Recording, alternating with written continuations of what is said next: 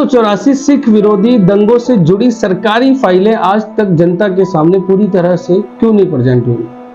सवाल ये नहीं है कि दंगे क्यों हुए, सवाल ये है कि आज भी 40 साल बाद उनसे जुड़ी सभी जानकारी पूरे तरीके से सार्वजनिक नहीं है और ना ही लोगों को पता है।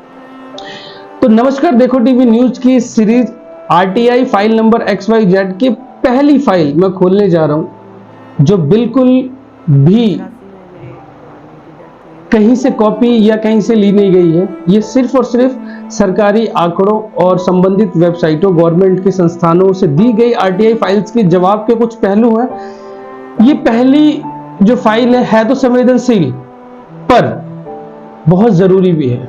तो मैं बात करने जा रहा हूं आरटीआई फाइल नंबर 013 1984 सिख दंगों की वो फाइलें जिन्हें आज तक सीबीआई ने पूरी तरीके से सार्वजनिक नहीं किया। आरटीआई 013 1984 की दिल्ली की आग और बंद अलमारियों में वो फाइल जिनकी पूरी जानकारी जनता तक नहीं है। नमस्कार, मैं हृदय नायक और मैं आज आरटीआई फाइल नंबर XYZ की सीरीज में एक ऐसी फाइल खोलने जा रहा हूं जिसे हर लोकतांत्रिक देश में सबसे पहले सार्वजनिक किया जाना चाहिए था, पर वो नहीं किया गया। आरटीआई फाइल नंबर CBI/2014/332 में पूछा गया कि सीबीआई ने 1984 सिख दंगों में दोषियों की सूची और जांच रिपोर्ट सार्वजनिक की।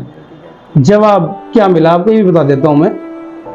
सम file under official secret act disclosure में भी अफेक्ट कम्युनल हार्मनी। इसका मतलब ये होता है कि कुछ फाइलें सरकारी गोपनीयता अधिनियम के तहत खुलासे से सांप्रदायिक सद्भाव प्रभावित हो सकता है। आरटीआई फाइल नंबर MHA/2016/9087 में मांगा गया कि सीबीआई द्वारा दर्ज की गई सभी एफआईआर और गवाहों की लिस्ट। गृह मंत्रालय का भी क्या उत्तर था वो भी बता देता हूं। Information in withheld under section 81H of RTI Act and investigation is still ongoing।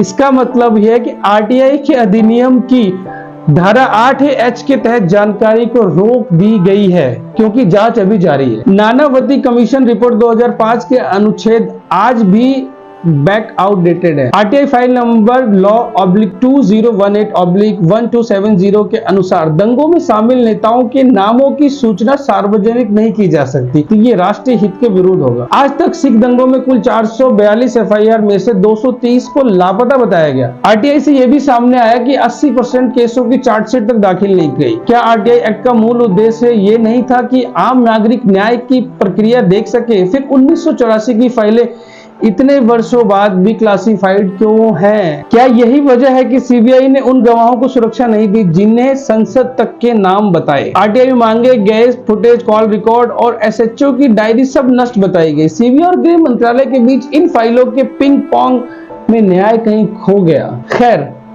RTI file number 013 सवाल करता है, क्या सिखों की वो पीड़ा अब भी सिर्फ रिपोर्टों में कैद रहनी चाहिए?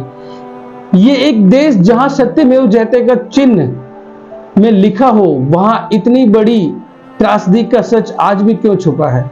मैं हूं हृदय नायक। देखो टीवी न्यूज की इस अगली सीरीज में एपिसोड में लौटूंगा और आपको एक और नई फाइल के साथ ऐसी ही रोचक और अनसुनी जानकारियां देता रहूंगा।